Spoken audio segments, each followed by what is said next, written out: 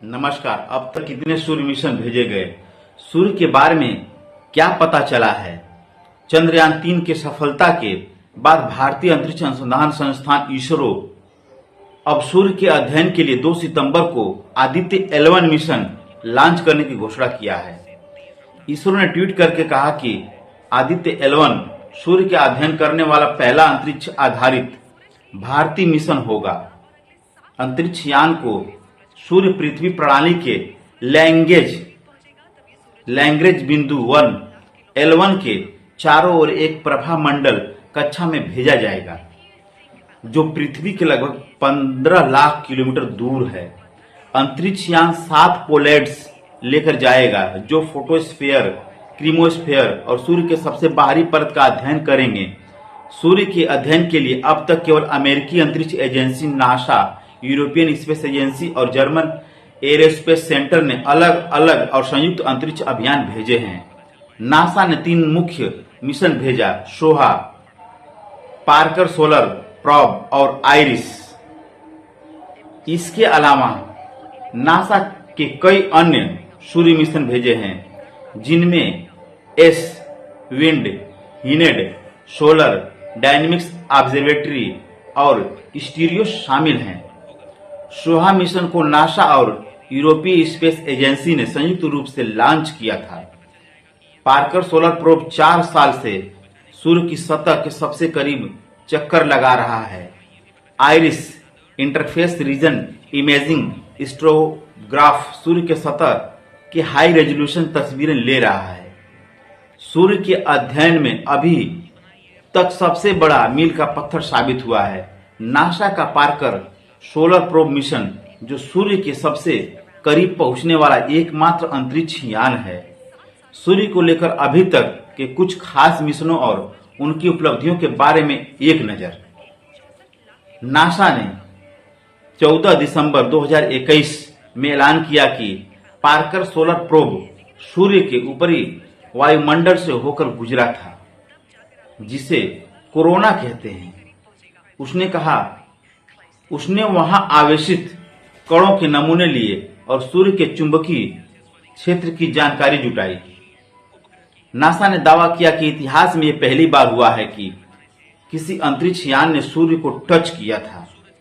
Parker solar probe को इस तरह बनाया गया है कि वो सूर्य की सतह से 65 लाख किलोमीटर के दायरे में जा सके, ताकि वो सूर्य प्रवाह और सोलर विंड, सौर प्रवाह के बारे में पता लगाए।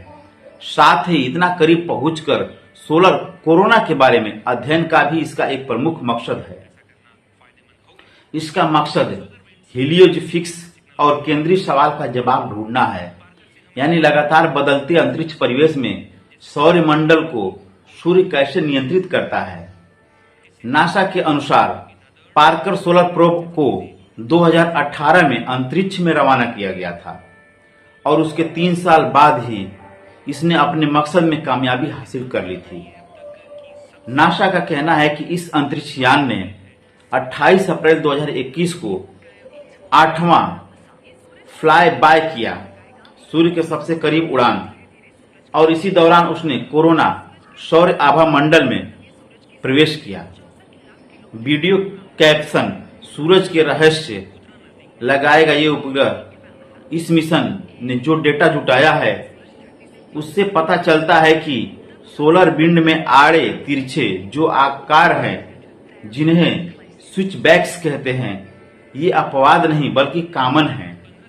दर्शकों तक वैज्ञानिकों का मानना है कि ये सूर्य के ध्रुवीय इलाके में ही ये आड़े तिरछे आकर सीमित होते हैं। लेकिन इस नई जानकारी एक नया सवाल खड़ा किया है कि ये आते कहां से हैं। नासा हेडक्वार्टर ने Parker program executive Joseph Smith के अनुसार ये बहुत उत्साहजनक है कि ये हमारे अत्याधुनिक टेक्नोलॉजी पार्कर सोलर प्रोब को सूर्य के इतने करीब ले जाने में सफल रही है और वहां से इसे लौटने में भी कामयाब भी रही। उन्होंने कहा अब इसे हम इस बात का इंतजार है कि आने वाले समय में जब सूर्य के और करीब जाएगा तो क्या नई जानकारी हासिल होती है। वैज्ञानिकों को उम्मीद है कि नया डेटा वैज्ञानिकों को सूर्य के उस हिस्से का अध्ययन करने में मदद करेगा, जो कोरोना के अत्यधिक गर्म होने के जिम्मेदार हैं और जो सोलर विंड को सुपरसोनिक गति से फेंकता है। इस तरह के अध्ययन से अंतरिक्ष के कठोर और मौसम को समझा और अनुमान लगाया जा सकता है, जिससे पृथ्वी पर दूरसंचार और सैटेलाइट पर असर होने की आशंका होगी।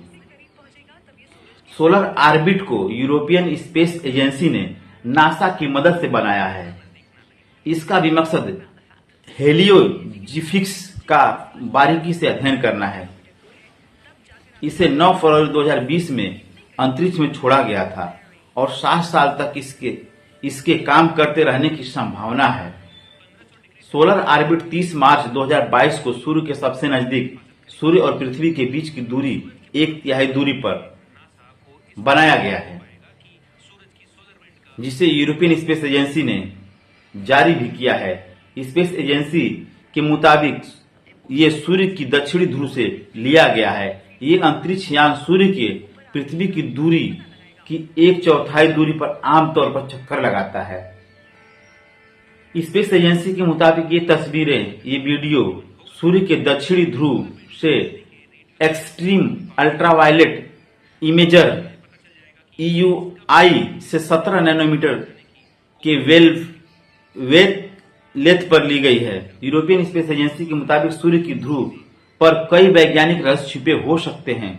सूर्य से जो चुंबकीय क्षेत्र पैदा होते हैं और बहुत शक्तिशाली लेकिन थोड़े समय के लिए एक क्षेत्र पैदा करते हैं, वो सूर्य के ध्रुवों में ही समा जाते हैं।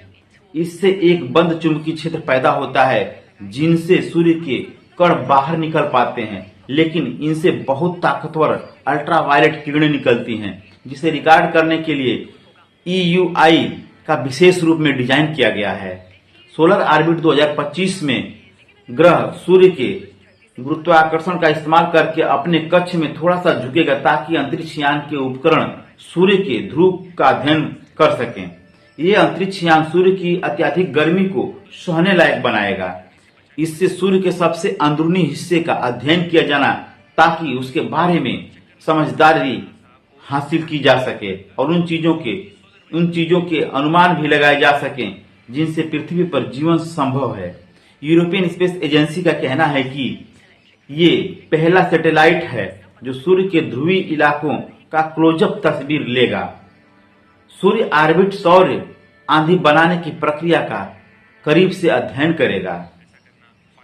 सूर्य की सतह नासा की वेबसाइट पर दी गई सूचनाओं के अनुसार सूर्य हमारे सौरमंडल के केंद्र में स्थित हाइड्रोजन और हीलियम से युक्त एक चमकता तारा है, जिसकी उम्र लगभग 4.5 अरब बताई जाती है। यह पृथ्वी से लगभग 15 करोड़ किलोमीटर दूर है। यह हमारे सौरमंडल का सबसे बड़ा तारा है। सूर्य का आयतन 13 लाख पृथ्वी जितने आयतन के बराबर है और इसका गुरुत्वाकर्षण ही पूरे सौरमंडल को अपनी कक्षा में बनाए रखता है। ये भी कहा जा सकता है कि इसके चारों ओर बड़े से बड़े पिंड से लेकर किसी अंतरिक्ष यान के मलबे के एक छोटे से हिस्से को अंतरिक्ष में एक कक्षा में बनाए रखने में सूर्य के गुरुत्वाकर्षण की अहम भूमिका है। सूर्य अधिकतम तापमान उसके केंद्र में होता है, जहां का तापमान लगभग 1.5 करोड़ डिग्री सेल्सियस होता है। सूर्य से बहुत ताकतवर आवेशित कण अंतरिक्ष में प्रवाहित होते हैं, जो सौरमंडल के अंतरिक्ष की प्रकृति को प्रभावित करते हैं। सूर्य से निकलने वाली रोशनी को 15 करोड़ किलोमीटर दूर पृथ्वी पर पहुंचने में लगभग 8 मिनट लगते हैं। सूर्य की सतह चूंकि पृथ्वी की सतह ठोस नहीं है और यह हाइड्रोजन और हीलियम के संगठित गैसों का एक गोला है, इसलिए अलग अलग जगह पर इसकी रफ्तार अलग अलग हो सकती है। सूर्य अत्यधिक गर्म और आवेश युक्त कणों के गैस से बना हुआ है, जिसे प्लाज्मा कहते हैं। ये प्लाज्मा सूर्य के भूमध्य रेखा पर इसका एक चक्कर पृथ्वी के 25 दिन में पूरा होता है, जबकि ध्रुवों पर 36 पृथ्वी दिवस लगते हैं। सूर्य के ऊपरी सतह फोटोस्फीयर, इसके ऊपर क्रोमोस्फीयर और कोरोना होता है। यहीं पर परमाणु फ्यूजन से विशाल विस्फोट होते रहते हैं और इसके ऊर्जा से युक्त कण पृथ्वी पर पहुंचते हैं। सूर्य के चारों ओर धूल और कई घेरे मौजूद हैं जिन्हें सोलर डस्ट रिंग कहते हैं, जिनसे अनुमान लगाया जा सकता है कि जब 4.6 अरब वर्ष पूर्व सौरमंडल बना होगा, उस समय सूर्य के चारों ओर गैस की डिस्क रही होगी। सूर्य में परमाणु फ्यूजन के विस्फोट गैस को बाहर की ओर फेंकते हैं। यही वो बल है जिससे सूर्य एक बिंदु में सिमट नहीं जाता।